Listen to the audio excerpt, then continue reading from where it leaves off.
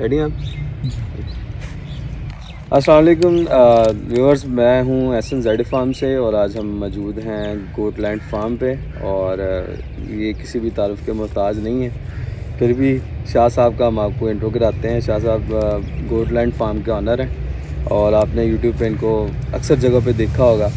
तो शाह साहब का तारुफ जो है, शाह साहब का ब्रांड ही गोटलैंड फार्म है जो इनका तारुफ कराता है। फिर भी शाह साहब कैसे हैं आप? जी अल्हम्दुलिल्लाह। शाह साहब थोड़ा अपना तारुफ करवा दें फिर भी व्यूअर्स को। तारुफ तो आपने करवा दिया जी। जी तो हसन नाम है जी मेरा, लाला मूसा अपना शहर है, तिहामा गांव का नाम है जिस पे बैठे हुए हैं हम, THEM में। सऊदी अरब में एक शहर है, उसका नाम है जगह, उसके नाम पे ये जगह थी। इधर ये अपने बकरियों का फार्म है और इधर आप तशरीफ़ ला के लेके आए हैं फैसलाबाद से। जी बिल्कुल, तो ये सारी बात है। ठीक हो गया। अच्छा शाह साहब, मुझे ये बताएं कि आपको ये गोट फार्मिंग करते हुए कितना टाइम हो गया? 2017 में शुरू की। 2017 में शुरू किया आपने। तो एक क्वेश्चन मेरा और आता है कि आपने गोट फार्मिंग ही क्यों सेलेक्ट किया? आपने गाय की फार्मिंग क्यों नहीं की? और मतलब कि और भी काफ़ी डिफरेंट तरीके की फार्मिंग है। देखो पंजाबी भी कहते हैं जिथे मुकद्दर आ रहे हो बंदा उधर टूर खांदा है। तो बस ये बकरियां सामने आ गई। हाँ जी। उस दौर में 2015, 16, 17 में यूट्यूब का नया दौर था। जी जी। तो उस वक्त जो गोट फार्मिंग के आइडियाज़ काफ़ी ज़्यादा थे। जी जी। उस वक्त अक्सर लोग ये सुनने में उसमें कहते थे कि टैडी बकरियां रखें और लाखों कमाएं, करोड़ों कमाएं, बिल्कुल 6-6, 5-5 बच्चे देती हैं ऐसे वैसे। तो देखते देखते हम भी इस तरफ माइल हो गए, ये इस तरह इसका आगाज़ किया। तो शाह साहब आपने देखें जितना मैं अभी तक आपको समझाऊँ कि वीडियोस वगैरह देख के मेरी तो मुलाकात होगी, पहले आप थोड़ा ना टेक्निकल बनना है। आप चीज़ों को ऑब्जर्व करते हैं, आपकी अक्सर वीडियोस मैंने देखी, आप एनालाइज करते हैं चीज़ों को, आप मतलब फैक्ट्स एंड फिगर सामने रख के बात करते हैं। तो जब आपने ये बिज़नेस शुरू करना था तब आपने फैक्ट्स एंड फिगर देखे नहीं, आपने कंपैरिजन नहीं किया जो काऊ की डेयरी है या बकरी की डेयरी की तरफ अगर आप जाना चाह रहे थे या बकरी की ब्रीड की तरफ जाना चाह रहे थे। काऊ की डेयरी में जो ROI है वो ज़्यादा जल्दी है और प्रॉफिटेबल है, बजाय कि आप इतना टाइम बकरी पे इन्वेस्ट करें फिर बाद में उसे प्रॉफिटेबल बनाएं। तो आपने ये चीज़ें कंपैरिजन नहीं की? असल में देखिए उस वक्त तो किसी के तसव्वुर में नहीं था कि ये गोट डेयरी होती है जी। आज तक भी अक्सर लोगों को 98% लोगों को तो ये पता ही नहीं कि ये डेयरी सेक्टर है। जी जी। बंदे लोग इसे सब यही समझते हैं कि ये गोश्त वाला जानवर है जी जी, और गोश्त के लिए पाला जाता है और ये 3-4 बच्चे देता है और ये गोश्त के लिए बेचेंगे, कसाई को बेचेंगे, ये वो। आज भी तसव्वुर वही है जी जी। अब हमने शुरू किया, हमारा भी तसव्वुर यही था कि बकरियां बस रखेंगे, बच्चे आएंगे, वो बच्चे बिक जाते हैं आगे, तो इस तरह मुनाफा इससे कमाया जाता है जी जी। लेकिन जब वो वक्त के साथ साथ करते गए तो पता चला ये तो डेयरी सेक्टर है जी जी। और कोई भी डेयरी सेक्टर है उसमें आपका जो खर्चा होता है वो दूध से आप निकालते हैं या जो डेयरी प्रोडक्ट्स आप बनाते हैं उससे निकालते हैं जी जी। तो जो आपका फ़ायदा होता है, रेवेन्यू होता है, मुनाफा होता है आपका, वो आप जानवर जब बेचते हैं जी जी, तो बेशक आप पेरेंट फ्लग बेचें या आगे बच्चे बेचें या आप कह लें कलिंग में जो जानवर आते हैं वो बेचें या बकरे बेचें, समथिंग कुछ भी है जी जी, तो वो आपका मुनाफा होता है। तो ये तो इतने साल करने के बाद पता चला ये तो डेयरी सेक्टर है। डेयरी सेक्टर जब तक इसमें दूध को इस्तेमाल में नहीं लाएंगे हम कमा ही नहीं सकते। तो शाह साहब मुझे ये बताएं कि जो पाकिस्तान में सब गो फार्मिंग चल रही है, इसके मेन मॉडल्स कौन से चल रहे हैं जिन पे अक्सर लोग काम कर रहे हैं या इंटरनेशनली रिकग्नाइज हैं कि ये मॉडल्स होते हैं गोट फार्मिंग करने के? नहीं, गोट क्योंकि एक डेयरी एनिमल है, इसका एक ही मॉडल है कि ये रख के आपने इससे दूध लेना है और उस दूध को प्रोसेस करके बेचना है जी जी, या एज इट इज़ दूध को पैक करके बेच देना है। तो शाह साहब बात कर रहा हूँ कि जो इसमें जो मीट का मॉडल है वो सक्सेसफुल नहीं समझते आप उसको? नहीं, इसमें मीट का मॉडल कैसे हो सकता है जी? आप कभी आज तक सुना आपने कि किसी ने बंदे ने गाय रखी है मीट के लिए या भैंसें रखी हैं ये मीट के लिए? नहीं, बिला मकसद सी बात है ना, ये दूध देने वाला जानवर है, हम इसे दूध के लिए रखते हैं। सही। जो इसमें प्रॉफिट है वो इसके गोश्त में ही है अल्टीमेटली, बिल्कुल। लेकिन वो गोश्त की उस शक्ल में प्रॉफिट आता है गोश्त से जब हम दूध से खर्चा निकाल लेते हैं। जब दूध को छेड़ते ही नहीं तो वो गोश्त वाला प्रॉफिट तो सारा उधर लग गया, तो एंड पे प्रॉफिट क्या है वो तो पल्ले से पड़ जाता है। तो शाह साहब आपने ये बेसिकली फिर आप ये बताना चाह रहे हैं कि आपने डेयरी मॉडल के थ्रू ही इसको मतलब लेके चले हैं 6 साल लेके चलेंगे तो फिर ही मतलब कामयाब होंगे, वरना कोई कामयाबी नहीं। सही हो गया। तो शाह साहब आपने इसको मतलब प्रॉफिटेबल बनाते बनाते मतलब आपको कितना टाइम लग गया इस पूरे प्रोसेस को, डेयरी को प्रोसेस बनाता है मतलब इस बिज़नेस को प्रॉफिटेबल करते हुए? देखिए प्रॉफिटेबिलिटी की जहाँ तक बात है, अभी हम प्रॉफिट में नहीं है। अभी आप कह रहे हैं कि ब्रेक इवन पे भी मुश्किल पहुँचे हैं, वो भी आप कह रहे हैं हो सकता है ना ही पहुँचे हों। जी जी। लेकिन मुझे उम्मीद है कि आने वाले कुछ महीने में हम कम से कम ब्रेक इवन पे पहुंच जाएंगे। तो इस तरह की अब हमने इसके दूध का इस्तेमाल शुरू कर दिया। इस साल हमने इसके दूध से घी बना लिया। जी जी। और घी हमने पैक कर लिया, चंद दिनों तक उसकी लॉन्चिंग है। जी। तो वो देसी घी की बात करें। देसी घी। जी। तो वो जो अभी आप अगर ऑनलाइन स्टोर्स हैं उस पर अगर देखें तो वो मैंने ऑनलाइन स्टोर एक चेक किया था, उस पर 28,000 रुपये किलो बिक रहा था। हाँ, बड़ा महंगा होता है।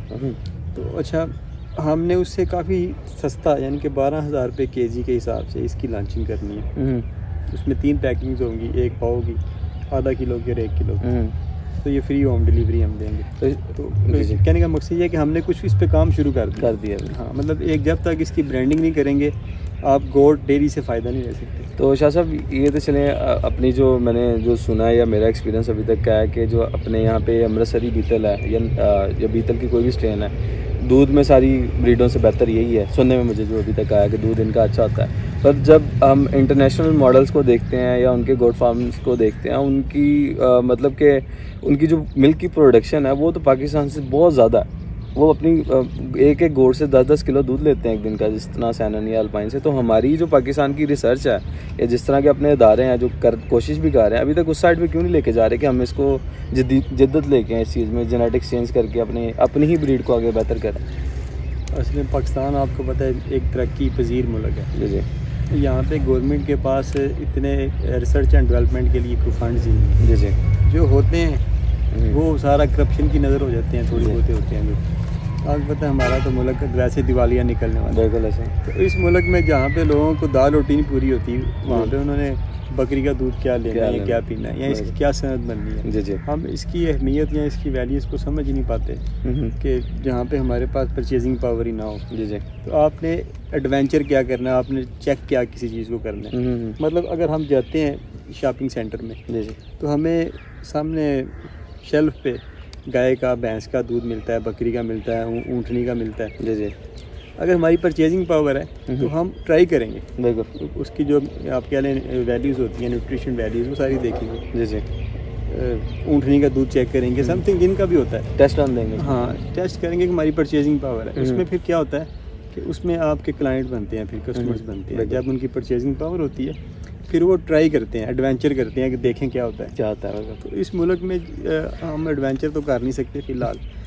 वैसे यहाँ पे है ऐसे लोग हैं जो कर सकते हैं।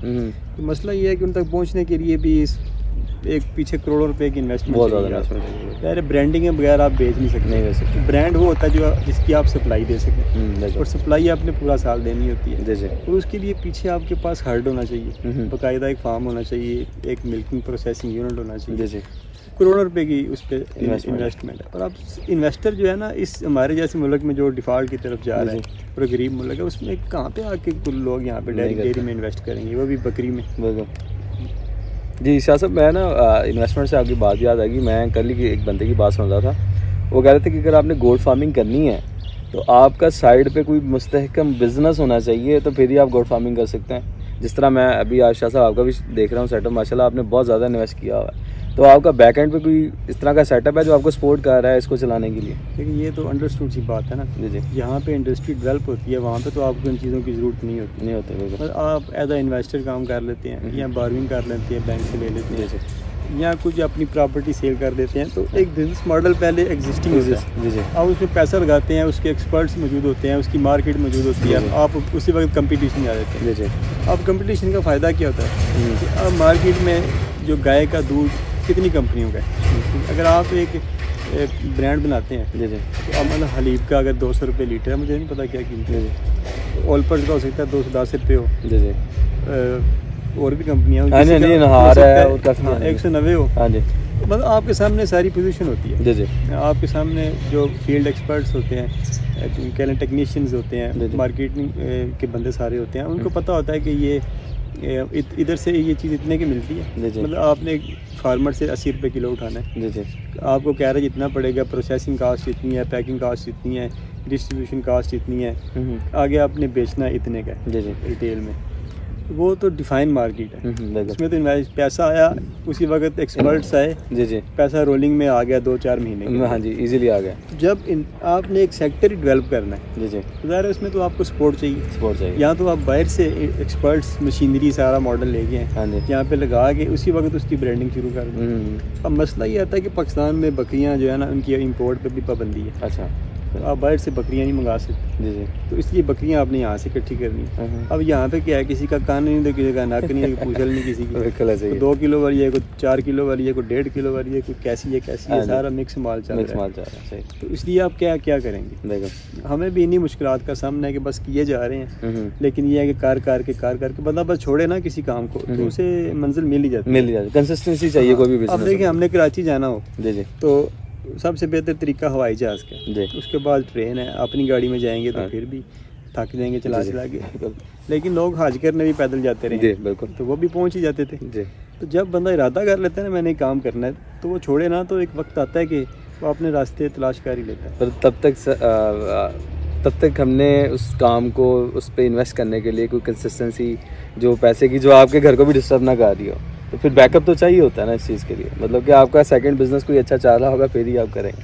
देखिए, वो एक अलग बात है, जब इंडस्ट्री मौजूद है, हाँ जी, फिर आपको टेंशन नहीं होती। फिर आपने पैसा लगाया, 2-4-6 माह में आपका सेटअप रन हो गया, आपकी सर्कुलेशन शुरू हो गई। हाँ जी, जब आपने ये एक नया काम शुरू करना है, उसकी दाल बेली आपने रखी, ट्रेंड सेटर आपने होना है, पायनियरिंग कह लें आपने कर ली, तो फिर तो कुर्बानियाँ देनी पड़ती हैं। बिल्कुल सही। तो शाह साहब इस फील्ड में हमें अभी फ़िलहाल कुर्बानी देते नज़र आ रहे हैं, हम सब लोगों के लिए, और हम सब लोगों के लिए एग्जाम्पल ही बने हुए हैं। और शाह साहब ऐसे बंदे हैं जिन्होंने, मेरा ख्याल है तकरीबन जो 80% लोग जो नए इस काम में हैं वो शाह साहब को देख के गए हैं।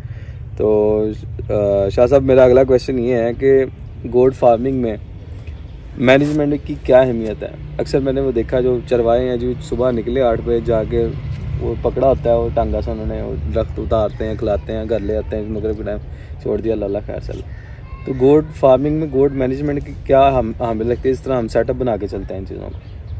अच्छा, इसमें 2 चीज़ें हैं। सबसे पहले जो चरवाए होते हैं ना, वो गोट फार्मर नहीं होते, वो गोट कीपर होते हैं, या गोट ब्राउजर होते हैं, वो बर्ड चिरवाते हैं। फार्मिंग तो नहीं कर रहे। फार्मिंग किस चीज़ का नाम होता है कि जो चीज़ जिस काम के लिए बनी है उससे एक ख़ास तरीके से वो काम लिया जाए। अब बाहर उधर से दरेक डालनी है, उधर से डालना है किकर, बीच में आ गया चौधरी, उसने 2 पत्थर बकरियों को मारे, 4 गालियाँ चरवाए को निकाली, वो लेके इधर भाग गया। 3 घंटे बाद उधर से ऊपर चक्कर लगा गया, बकरियों को प्यास लगी।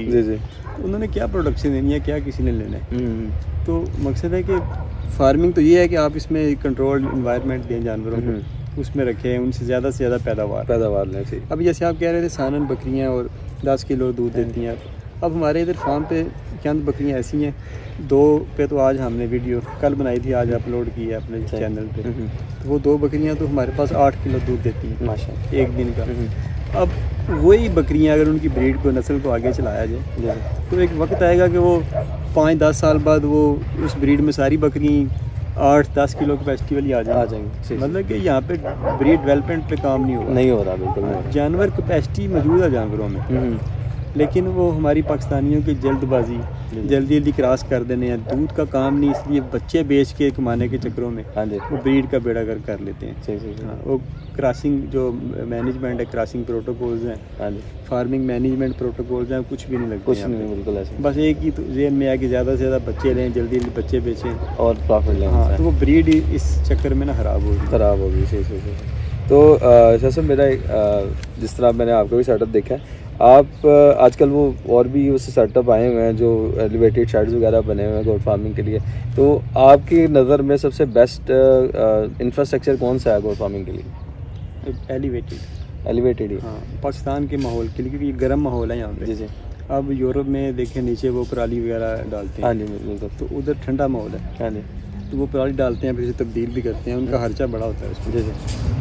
तो हमारे गर्म माहौल है, हमारे लिए एलिवेटेड सबसे अच्छा है। जो मेरे अपने मुशाहिदे में जो बात आई है ना, वो ये है कि 8-10 फुट ज़मीन से ऊंचा हो, वहाँ की क्रॉसिंग नीचे से अच्छी हो। हाँ, जितना जानवर नज़दीक होगा अपनी फीसिस से, अपने पेशाब से, उतना ज़्यादा उससे खतरा रहेगा, मतलब बीमारी का। तो अगर हम अच्छा एलिवेटेड शेड बनाते हैं जो चारों साइडों से हवादार हो, सर्दियों में हम उसे तरपाल से डाल देते हैं, तो मैं समझता हूँ वो बेस्ट सोल्यूशन है। सही। तो शाह साहब मेरा क्वेश्चन एक और है कि ये अब मैनेजमेंट के हवाले से जो क्वेश्चन जा रहे हैं, इसमें जो बेस्ट ब्रीडिंग सीजन है वो उसके वाले से आप क्या कहते हैं? अक्सर मैं आप ये एडिशन कर दूं, जो मेरे एक दो दोस्त हैं जिनके एलिवेटेड शेड है, वो उनसे मेरी बात हुई थी तो उन्होंने मुझे ये कहा था कि जब आपका एलिवेटेड शेड है, कंट्रोल आपका इन्वायरमेंट है ना, तो आपको ब्रीडिंग सीजन जो हैं वो फॉलो करने की ज़रूरत नहीं है। तो क्या आप इस चीज़ से एग्री करते हैं? ये किसने आप वो जो जिन्होंने कहा वो कर रहे थे ये इस तरह? हाँ जी, वो कर रहे हैं। किधर? लाहौर में। लेकिन हर बंदे का एक अपना नज़रिया है। जी। हमने तो देखना है हमने काम किस मकसद के लिए करना है। अब देखिए जैसे बात हो रही है कि हमने बकरियों से दूध लेना है और प्रोसेस करना है। जी। अच्छा, अगर हमने पूरा साल उसकी सप्लाई देनी है तो उसके लिए ज़ाहिर है हमें फिर साल में 2 बार ब्रीडिंग लेना पड़ेगा जानवरों से, फिर ही हम पूरा साल सप्लाई दे पाएंगे। तो जो सबसे बेहतर क्रॉसिंग सीज़न होता है ना, वो होता है अक्टूबर। जी। अक्टूबर के महीने में जो बकरियाँ क्रॉस होती हैं वो दूसरे या तीसरे महीने में बच्चे देती हैं।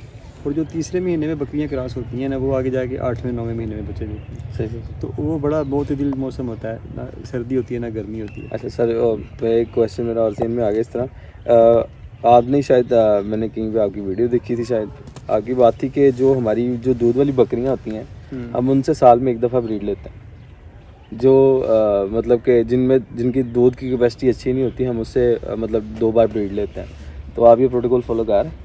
देखिए जिनकी कैपेसिटी अच्छी नहीं है हमने तो वो जानवर तकरीबन ख़त्म कर दिए। सही। हाँ, क्योंकि ये इस तरह आप देखें जितना मर्जी आप काम कर लें इस पे मीट पे आपको मीट बेनिफिट नहीं दे सकते। नहीं, याद रख लें, आपको हमेशा दूध बेनिफिट देता है। उसके पीछे वजह क्या?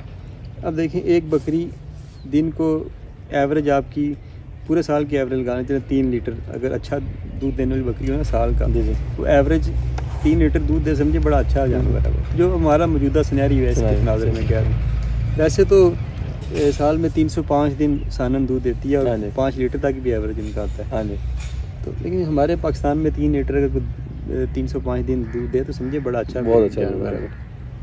अच्छा, वो 3 लीटर दूध उसका सारी दुनिया में जो बकरी के दूध का कीमत है ना, वो गाय से 5 गुना ज़्यादा है।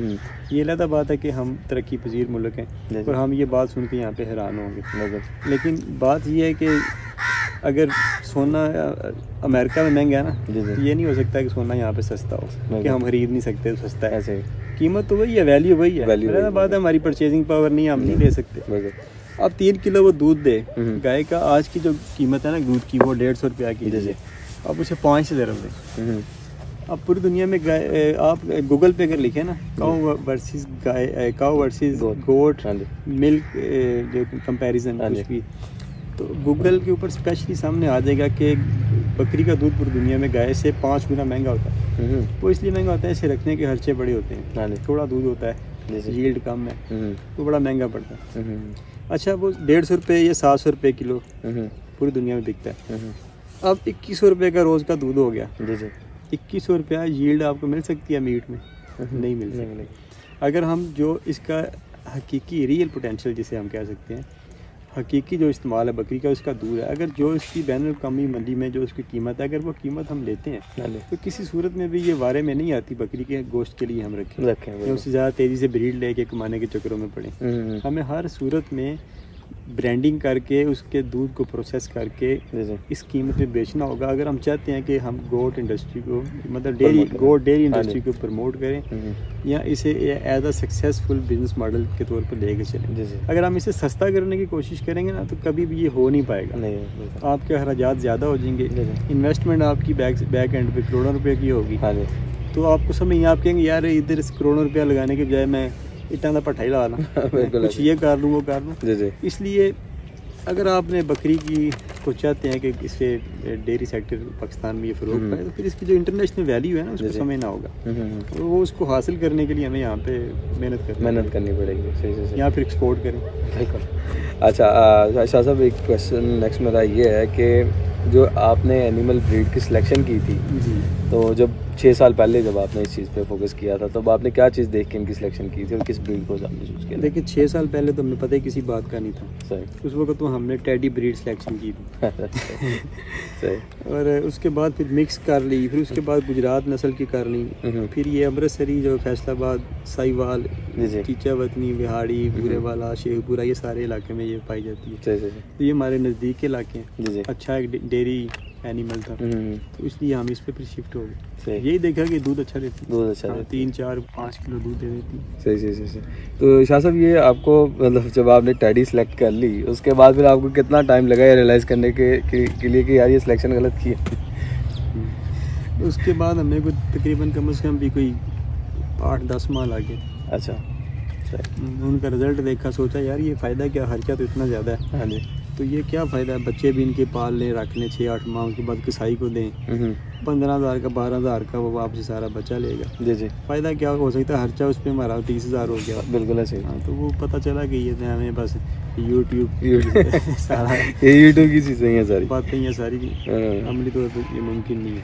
तो शाह साहब अब जिस तरह के मॉडर्न गोट फार्मिंग कर रहे हैं आप भी इधर और काफ़ी लोग कर रहे हैं, तो आपने अपने जानवरों की इमरजेंसी के लिए एड देने के लिए कोई फर्स्ट एड किट यहाँ पे रखी हुई है, मतलब कि उस पर फोकस किया हमने?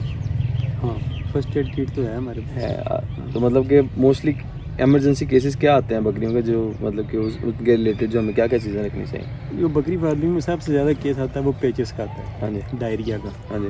डायरिया का बुनियादी वजह 1-2 वजह आती बनती है। एक तो यह है कि जब आपके गंद होगा, पानी गंदा हो या खुरलियाँ गंदी हो, उसमें से कोई इन्फेक्शन चली जाए जानवरों को, तो उससे डायरिया हो जाता है। दूसरा यह है कि जब आपकी फीड मैनेज ना हो, आप कह लें कंसनट्रेट ज़्यादा डाल दें, वंडा ज़्यादा आप डाल दें, या आपको सब्ज़ चारा इस तरह का डाल दें, या कोई फंगस वाली चीज़ डाल दें आप, कुछ भी ऐसा, तो उससे फिर डायरिया हो जाता है। सही।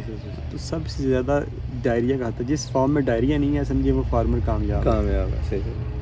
तो शाह साहब जो वैक्सीनेशंस होती हैं जो गोट्स की, तो आप ये इनको किस तरह फॉलो करते हैं वैक्सीनेशंस को?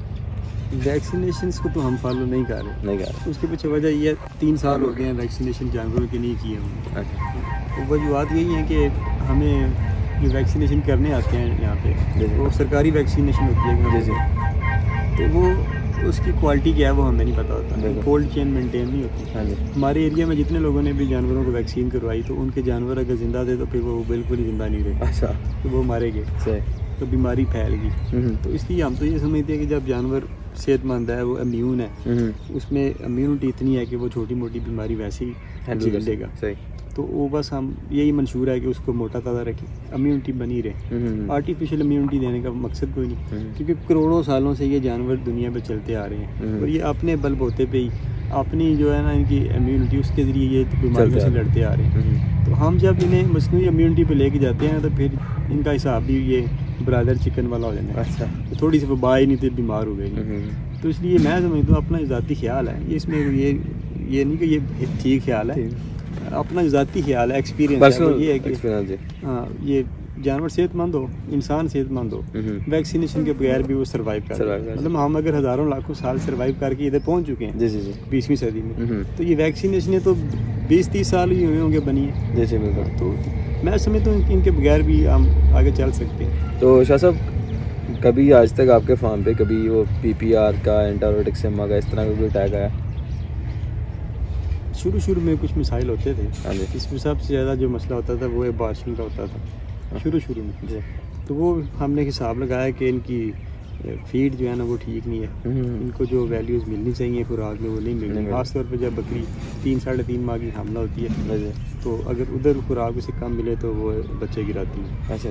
हाँ, तो ये एक मसला था, वो हमने अपने फिर उधर ही हमने सीखा कि सब्ज़ चारा नहीं डालते। वो चारे को जब खुश्क किया, वो ड्राई मैटर बेस हो गया, जानवर की ग़िज़ाई ज़रूरत पूरी होगी, तो बारिशन का मसला हमारे यहाँ पे खत्म हो गया। सही होगा। साहब ये तो चले मैंने क्वेश्चन किए सारे आपसे गोट फार्मिंग के, और मैंने आज तक कभी मोस्टली लोगों को, खैर नहीं, मैंने जो मेरी सामने से आंखों के सामने से वीडियोस गुजरी हैं, मैंने नहीं देखा जो गोट के बच्चों की फार्मिंग पे कोई किसी ने बताया हो चीज़ें। अक्सर फार्मर रो रहे होते हैं, जी मेरे इतने बच्चे मर गए पैदा होते ही, ये हो गया।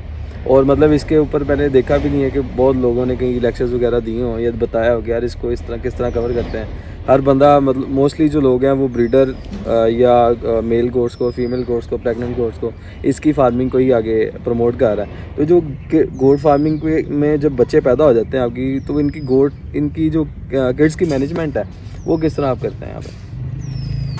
वो बड़ा आसान काम है जी। देखिए ज़िंदगी अगर आपने अच्छी गुजारनी है अपनी जी और आपने जानवरों की, तो आप सादी ज़िंदगी अपनाएं जी। ठीक है, ये ज़्यादा वैक्सीनेशन है, ज़्यादा एंटीबायोटिक अद्वियात का इस्तेमाल और ये प्रोटोकॉल इस तरह के अजीबो गरीब देसी नुस्खे, ये काढ़े, ये सारी चीज़ें, ये बिला मकसद काम है। सादी ज़िंदगी जितनी आप अच्छी गुजारेंगे उतना आप सेहतमंद और अच्छी ज़िंदगी अपनी भी आपकी हो जाएगी, जानवरों की भी। एक ख़ास रूटीन होनी चाहिए जानवरों की, सादी सी, वही चारा, खुश्क चारा, वही सारा वंडा, वही अनाज, वही सारी चीज़ें, वो जो सारा साल इनकी रूटीन होती है वो उन्हें दें। बच्चे जब कुछ 1-1.5 हफ्ते के हो जाएँ तो वही अजनास, वही सारा कुछ पीस के उनके सामने रख दें, साथ पानी रख दें। वो बड़े होंगे 1-1.5 माह के, तो वो जो बकरियां खा रही हैं वो भी खाने लगे।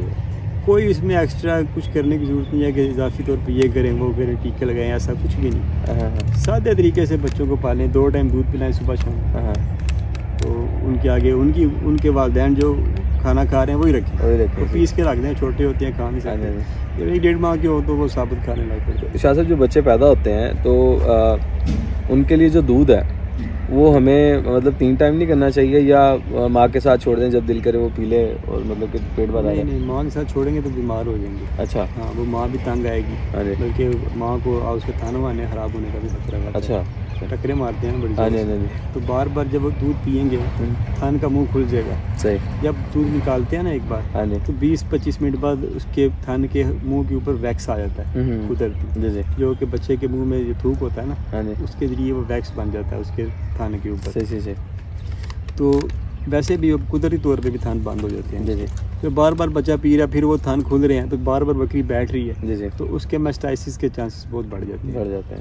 तो इसलिए बच्चे को सिर्फ 2 टाइम ही सुबह शाम दूध पिलाएं सर्दियों में। हाँ, गर्मियों में आप इसे 3 टाइम पिला लें 1-1.5 हफ्ता। उसके बाद वो थोड़ा सा छलांगे लगाने लग पड़ता है, उसके आगे वो पीस के उसके वालिदैन का खुराक है वही रखें, पानी रखें, वो थोड़ा खाने भी लग पड़ता है, फिर 2 टाइम काफ़ी है।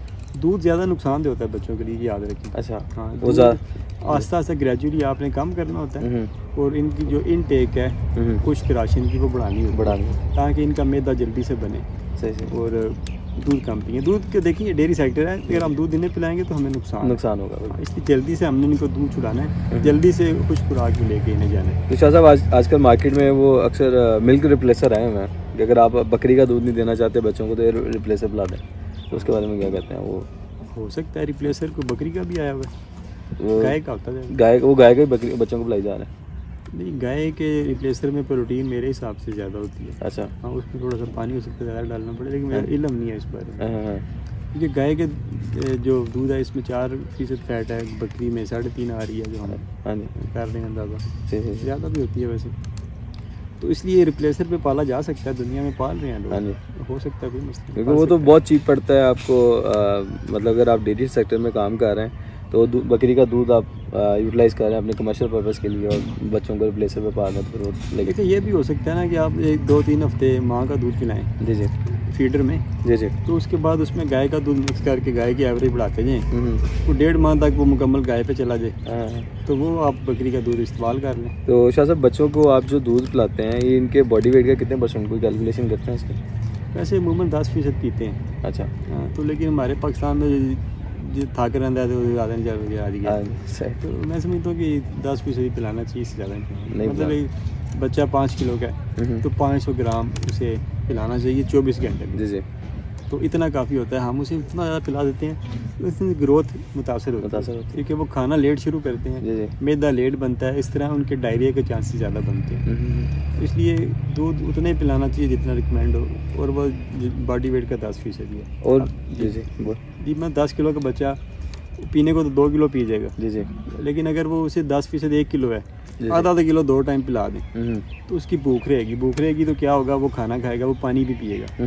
सही। तो उसको जल्दी वो दूध छोड़ भी देगा और उसकी सेहत दूध पीने वाले बच्चे से ज़्यादा अच्छी हो जाएगी। उसके लिए भी फ़ायदेमंद है, जो डेयरी फार्मर है उसके लिए फ़ायदेमंद है। तो ये जो आपने 10% बताया बॉडी वेट का, जो अडल्ट साइज़ जो हैं इनके मेल फीमेल में गोट्स के, तो इनमें मोस्टली जो पाया जाता है जो बॉडी का परसेंटेज है वो 3 से 4% पाया जाता है। अक्सर मैंने सुना है कि इतने % आपने खाना खिलाना है इनको। हाँ।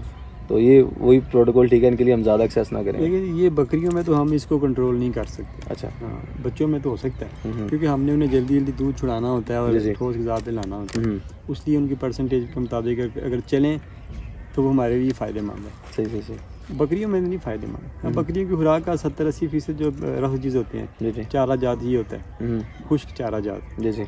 तो वो हम कैसे देखेंगे कि एक बकरी ग्रोइंग में बढ़ रही है, एक बकरी हामला है, एक बकरी दूध दे रही है 3 किलो, एक बकरी 6 किलो दे रही है, एक बकरी 7-8 किलो दूध दे रही है, तो कैसे हम मैनेज करेंगे? हर एक बकरी की ज़रूरत ज़्यादा होती है। बकरियों की आपने जिस्मानी वज़न के 3% से लेके 6% तक रिक्वायरमेंट होती है, इसलिए हम ये चीज़ें मैनेज नहीं कर सकते। हम इसमें मैनेज किस तरह कर सकते हैं कि रफजीज़ जो चारा जाता है उन्हें फ्री चॉइस दें, जो उन्हें हमने कंसनट्रेट्स देने हैं ना बड़े, जो कि उनकी खुराक का सिर्फ 20% या 30%, वो हम उनके दूध के हिसाब से दें। 3 किलो दूध पे 1 किलो कंसनट्रेट सही। ठीक है। अच्छा शाह साहब, जो फीड होती है ब्रीडर के लिए, प्रेग्नेंट के लिए, जो खाली बकरी है, बच्चे के लिए जो स्टार्टर होते हैं, चारों डिफरेंट होती हैं या मतलब कि आप जिस तरह आपका TM आ रहा है वो TM ही हम खिलाते हैं इन्हें, ब्रीडर को भी, फीमेल को भी, मेल को भी? और पता क्या है, इसमें ये भी एक पूरी न्यूट्रिशन साइंस है। हाँ जी। हर एक जानवर की रिक्वायरमेंट असूली तौर पर पैदा होती है, लेकिन हम देखें इंसान है, घरों में बच्चे, बूढ़े, माएँ, बाप, दादा दादी, जैसा भी है वो एक ही खुराक खा रहा है। जी बिल्कुल। एक ही सालन बनता है, एक ही रोटी के साथ सारे। तो बुनियादी तौर पे खुराक एक जैसी होती है, थोड़ी सी वैल्यूज ऊपर नीचे होती है। मैं किसी को एनर्जी ज़्यादा चाहिए, किसी को फाइबर ज़्यादा चाहिए, किसी को प्रोटीन ज़्यादा चाहिए, इस तरह। तो एक बैलेंस डाइट बन जाए वो सब पे भी चल जाती है। अगर हम सेग्रीगेट कर लें उसे ज़्यादा अच्छा रहेगा। तो शाह साहब अभी, हाँ जी ठीक हो गया। तो शाह साहब मेरा नेक्स्ट क्वेश्चन ये है कि आप माशाल्लाह 6 साल से काम कर रहे हैं, तो आपके फार्म पे मोर्टेलिटी रेट क्या रहा है? पहले तो काफ़ी ज़्यादा था, 10, 20, 30% तक भी रहा शुरू में। तो कम होता बड़ा डाउन हो गया। अब तो मेरे हिसाब से 2-3 माह हो गए हैं कोई जानवर हमारे यहाँ पे ऐसा कोई नुकसान नहीं हुआ। जो नेचुरल मौत है तो मोर्टेलिटी कुछ हो जाती है, कुछ जानवर बाद हार्ट अटैक का मसला हो गया, अचानक नहीं पता चलता। अच्छा। कोई हामला बकरी है, उसे टक्कर लगी, वो इतनी शदीद लगी कि वो खुद ही मर गई। अच्छा। बच्चे तो फेंके नहीं, दूर की बात। जी। या कोई ये भी हो जाता है किसी का सर फंस गया बच्चे का जाली में, तो वो दूसरों ने आके उसे मारना शुरू कर दिया, डैमेज हो गया, लंगड़ा हो गया, समथिंग छोटा मोटा चलता रहता है, ओवरऑल मॉर्टेलिटी ना होने के बराबर है। 2% क्या लें आप? 2%। ठीक, 2-4% मैक्सिमम। चलिए शाह साहब, अब बातें हैं इसके बिज़नेस की साइड पे। क्या शाह साहब एज आ बिज़नेस आप क्या कहते हैं इसको, किस तरह का बिज़नेस है, और आप इन्वेस्टर्स को जो हैं जो इसको एज अ शौक नहीं एज अ बिज़नेस करना चाहते हैं, उनके लिए क्या रिकमेंडेशन करते हैं? बिज़नेस तो मैंने बताया ना कि जो बंदा डेयरी सेक्टर के तौर पे इसे अपनाना चाहता है वो अपना ले, पर उसके लिए उसे जो बैन अल-अक़वामी मेयार हैं इसके, इंटरनेशनल स्टैंडर्ड्स, कि जिस तरह इसका दूध बिकता है या जिस तरह इसके दूध को प्रोसेस करके प्रोडक्ट्स बिकती हैं, उसी तरह ही उन्हें प्रोसेस करे और उसी रेट पे ही यहाँ पे बेचे। अगर उस रेट पे नहीं बेच सकता तो एक्सपोर्ट करे। अगर वो ऐसा नहीं करेगा तो फिर नुकसान में जाएगा। सही होगा। तो शाह साहब मुझे ये बताएं कि अभी तक आपने इसको माशाल्लाह स्टेबल किया है अच्छा खासा, तो अभी तक आपकी जो इस फार्म की जो अर्निंग है या आपका जो सोर्स ऑफ इनकम है इस फार्म से, तो वो आपका प्रॉफिटेबिलिटी में जा रहा है या बस ब्रेक इवन पे चल रहा है अभी तक? ब्रेक इवन के पास हम जा रहे हैं, अच्छी हद तक पहुँच गए। हाँ, जब तक हमारी सारी जितनी भी बकरियाँ उन सब का दूध आगे फ़रोख्त नहीं हो जाता ना, या प्रोसेस नहीं हो जाता, जी, तो उस वक्त तक कह लें कि हम कभी भी मुनाफे में नहीं जा सकते। अभी हम बताया कि घी तो बना लिया, जी, आगे हो सकता है कि अब चीज़ बनाना का सोच रहे हैं। हाँ जी। या कोई दूध पैक करके कोई सुपर स्टोर्स में बेचने का कुछ सोच लेंगे। तो बस ये असल में इतना बड़ा बिजनेस मॉडल नहीं है, ये एक छोटा सा बिजनेस मॉडल है। तो लेकिन इसमें भी करोड़ों रुपया इन्वेस्ट होता है। तो अगर हम सप्लाई चेन की बात करते हैं ना, फिर हमें सेटअप इससे कितने कई गुना ज़्यादा बड़ा करना पड़ता है। सही। तो वो इधर आके इन्वेस्टमेंट प्रॉब्लम आता है। और एक तो रिस्क पे इन्वेस्टमेंट, नया बिजनेस है, नई ब्रांडिंग करनी है आपने, क्या बनता है क्या नहीं बनता, ये सारी चीज़ें देख के चलना पड़ता है। मार्केट में जाके पता लगेगा। सही होगा। मेरा दिल रुक ही जाए। हाँ जी, रुक जाए। ये ज़्यादा तो शाह साहब, आप अपने फार्म की जो आपकी प्रोडक्ट्स हैं वो आप पब्लिक को कौन कौन सी प्रोडक्ट सेल कर रहे हैं इस वक्त? हमने ऑयल बनाए हुए हैं, एक प्रोबायोटिक ऑयल के नाम से है, एक मदर केयर ऑयल के नाम से है, तो एक हामला बकरियों के लिए, एक वैसे सारा साल देते हैं बकरियों को। इसके अलावा हाजमे वाला मसाला है, और इसके अलावा वो 8-10 किस्म की प्रोडक्ट्स हैं। जी जी। वो मतलब जो हमारा नंबर ऑफिस का नंबर मैं दे देता हूँ। जी जी। 0313 71 74 113, उस पर आप कंटेक्ट करके सारी मालूमात ले सकते हैं। ठीक होगा। काफ़ी सारी छोटी छोटी चीज़ें 10-12 होंगी कम बेश। तो शाह साहब, जो आपने मतलब कि साथ में प्रोडक्ट्स वगैरह साथ में ऐड की हैं अपने बिजनेस में, तो आपका जो मेन सोर्स ऑफ अर्निंग है वो प्रॉफिट नहीं चले कहते हैं, ब्रेक इवन पे भी आ रहा है, वो इन प्रोडक्ट्स से है या बकरियों से है? ये कुछ ना कुछ यहाँ से भी आता रहता है, कुछ ना कुछ। अब देख, कल हमने 2 जानवर फरोख्त किए हैं 80-90 हज़ार के, तो वो इधर ही खर्चे में ही सारे इस्तेमाल हो जाने हैं पैसे। तो बाकी जो प्रोडक्ट्स हैं ये भी अल्हम्दुलिल्लाह अच्छी बिकती रहती हैं। अब हमारे पूरे पाकिस्तान में 15 के करीब तो डिस्ट्रीब्यूटर हैं मुख्तलिफ शहरों में जो ये प्रोडक्ट्स हमारी बेचते हैं। उसके अलावा हमारा TMR बुनियादी प्रोडक्ट है, तो TMR भी पिछले 1.5-2 साल से मेरे हिसाब से चल रहा है कामयाबी से। तो वो भी सारी आमदन ये हमारे लिए यहाँ पे मतलब ये मिल मिला के कुछ चला रहे हैं इस काम को। जब तक मैंने कहा कि दूध का मुकम्मल इस्तेमाल नहीं होता, डेयरी सेक्टर बकरियाँ कामयाब नहीं होती जब तक हम अभी दूध का सही इस्तेमाल नहीं कर पा रहे। सही। जिस दिन करने लग पड़े ना, तो फिर ये फार्म एक साइड पे हो जाएगा, बाकी सारी प्रोडक्ट्स एक साइड पे हो जाएंगे और इसका फ़ायदा ज़्यादा होगा। तो शाह साहब, जो आपने वो TMR की बात की है, TMR जो है मेरा ख्याल है कि पाकिस्तान में इंट्रोड्यूस करवाने वाले आप ही थे पहले, मैंने तो आपको ही देखा था। तो बस वो करते सर्च करते बात वही आ गई ना कि जब काम हम छोड़ते नहीं है ना, एक वक्त आता है कि हम किसी मंजिल पे पहुंच जाते हैं। तो बस पहले चराई पे हमने जानवर रखे, फिर सब्ज़ चारे पे रखे, तूड़ी भी खिलाई हमने, फिर उसी चारे को खुश किया। फिर जहन में आया कि क्यों ना इसी चारे को फिर इंटरनेशनल फार्मूलेशन जो है वंडों की वो देखी। फिर जहन में आया कि क्यों ना इनको मिक्स करके तो फीड बना ली जाए, वही डालें, सिर्फ स्टोर भी हो जाएगी। फिर फीड मशीनें लाई, वो क्रशर बनवाए, चाइना से मंगवाया, फिर वो क्रश करके अपना फीड बनाई। फिर अब तो कहने कमर्शियल यूनिट फीड का लगा लिया। तो मकसद है कि एक इरादा था कि ये काम को करना है। तो करते अकेले बंदे ना चले थे, अकेले ही जाने मिलते रहे, पता नहीं रास्ते मिलते गए, लोग मिलते गए, कारवां बनता गया, वो बात है। तो लोग मतलब मिलते रहते हैं, लोग आते रहते हैं, जाते रहते हैं आपकी, लेकिन आप अपने मिशन से, अपने मकसद से अगर पीछे नहीं हटते तो मंजिल मिल ही जाती है। हाँ, कामयाबी आपको मिल जाती है अगर इरादे आपके। शाह साहब, देखें, मैंने अभी ना काफ़ी लोगों को देखा है इस फील्ड में काम करते हुए। आपकी मुझे यही बात एक अच्छी लगती है कि आप जिद्दत पसंद आदमी हैं, मतलब कि आप इस काम को कर रहे हैं, आप लेटेस्ट तरीके से करना चाह रहे हैं। आप मशीनरी लेके आए, आप TMR का कंसेप्ट लेके आए, इसको बनाया, इसको चाइना से चीज़ें इंपोर्ट करके बनाया। तो मतलब आप एक बेसिकली जिद्दत पसंद आदमी, जो मुझे पर्सनली आपकी बात बड़ी अच्छी लगती है। और हमारा भी यही होता है कि यार जो काम लेटेस्ट जो आजकल दुनिया में चीज़ें चाह रही हैं हम वो नहीं कर सकते, चलो उसके करीब तरीन तो कोई चीज़ करें, ना कि रवायती तरीके से। वरना तो इतनी साल से पाकिस्तान में काम होता आ रहा है, कोई कर रहा है, ये जिस तरह चरवाहे कर रहे हैं, कीपर जिस तरह आपने कहा, वो क्यों नहीं कामयाब हो गए, या वो क्यों नहीं किस तरह सामने आए। तो यही चीज़ें हैं जो बंदे को आगे लेके आती हैं सर, और इसके लिए हम बहुत बहुत शुक्रगुजार हैं आपके, जो आपने हम जैसे लोगों को इस साइड पे लगाया है। तो बाकी आखिरी क्वेश्चन मेरा आपसे ये है, जो कि बड़ा क्रिटिकल क्वेश्चन है कि बाकी लोगों की हेल्प होगी इससे भी, कि अगर कोई बंदा आपसे जानवर परचेज़ करता है, लेट्स सपोज मैंने आपसे परचेज़ कर लिया और मैंने आगे किसी और को सेल कर दिया, और वो बंदा वेरीफाई करना चाह रहा है कि यार ये आया कि जानवर गोटलैंड फार्म से आया हुआ है, तो उसका क्या तरीकाकार होगा?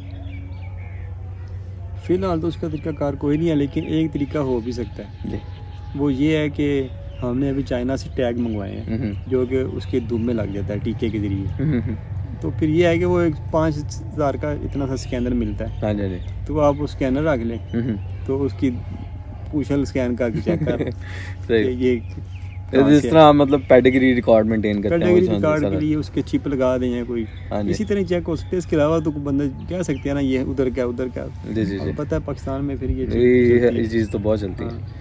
चले शाह साहब, आखिर में कोई आप मैसेज देना चाहते हो फार्मर हजरात के लिए जो देख रहे हैं सर आपको, क्या आप मतलब कि कोई मैसेज दें उन्हें? फार्मर हजरात के लिए यही मैसेज है कि कोई किसी किस्म की भी फार्मिंग करे उसको जदीद बुनियादों पे करने की कोशिश करें। सेटअप को हमेशा छोटा रखें। जो उस शोबे में, आपके शोबे में जो मॉडल सेटअप्स हैं या जो कोऑपरेटिव लोग हैं, अच्छे लोग हैं, ताउन करने वाले हैं, फ्रेंडली हैं, उनके पास जाएं, उनका सेटअप देखें, उससे सीखें, उनसे क्रिटिकल क्वेश्चन करें जिस तरह ये इन्होंने किए। तो ये इस तरह के सवाल करें, जितने ज़्यादा आप सवाल करते हैं उतना ज़्यादा आप सीखते हैं। तो वो जो उन्होंने गलतियाँ की हैं उनसे आप अपने अंदर बेहतरी लेके आएँ। जो वो ठीक कर रहे हैं आप उससे भी आगे ठीक करने का सोचें। अपने सेटअप को छोटा रखें, हमेशा 3 साल का टारगेट रखें और उसी में से कमा के आगे बढ़ने की कोशिश करें। जो फार्मर हज़रात हैं, ख़ास तौर पे ऐसे फार्मर जो नए नए किस्म के की फार्मिंग करना चाहते हैं, जैसे पाकिस्तान में अब कई किस्म की बायोफ्लक फार्मिंग आ गई, BSF लार्वा फार्मिंग आ गई, उसके अलावा ये जो लार्वा मील फार्मिंग है, ये रैबिट फार्मिंग, गोट फार्मिंग, कई इस तरह की फार्मिंग है। मतलब जो हैं ज़राअत, उसमें भी इस तरह के काफ़ी सारे एडवेंचर आ चुके हैं। तो आप सेटअप को छोटा रखें, जदीद रखें। आप हमेशा अपने शोबे में वो लोग तलाश करने की कोशिश करें जो जिद्दत पसंद हो, उनको साथ लेके चलें। कोशिश करें कि कमा के अपने सेटअप पे लगाएं और आगे इस तरह बढ़ें। वो जो आपकी बुनियाद बनेगी ना, कमा के आगे बढ़ने वाली, वो आपकी बुनियाद बड़ी मजबूत बन जाएगी। पैसा बाहर से लेके लगाना तो वो फिर आप उस तरह उस चीज़ को आगे लेके नहीं चल पाते, क्योंकि बुनियाद आपने उस तरह अपनी मेहनत से नहीं बनाई होती। जो पैसा आप मतलब कि इन्वेस्ट करते हैं डायरेक्ट, उसमें वो स्ट्रेंथ नहीं होती जो आप कमा के लगाते हैं। तो शाह साहब, इसमें गोट फार्मिंग में फ्यूचर जो है वो डेयरी का है, अगर आप प्रॉपर तरीके से इसमें चलते हैं? डेयरी एनिमल तो फ्यूचर डेयरी में ही होगा। फ्यूचर मतलब जो आज तक मतलब 75 साल तो पाकिस्तान को हो गए ना, तो अभी तक वो किसी ने सोचा ही नहीं है कि डेयरी एनिमल है, इसको करें। तो जो बकरियां फारिग हो जाती हैं वो कसाई ले जाते हैं, जो उनके बच्चे होते हैं वो पहले कसाई ले जाते हैं। तो हमारा मीट से शुरू होकर मीट पे ख़त्म हो जाता है। चले जी, ये था आज का शाह साहब के साथ हमारा इंटरव्यू। उम्मीद है आप सब लोगों को इन क्वेश्चन से फ़ायदा होगा और आप सब लोगों को भी हमारी तरह इन्फॉर्मेशन जिस तरह हम लोग ढूंढ रहे हैं, आपको भी आपके काफ़ी क्वेश्चंस के आंसर मिल गए होंगे।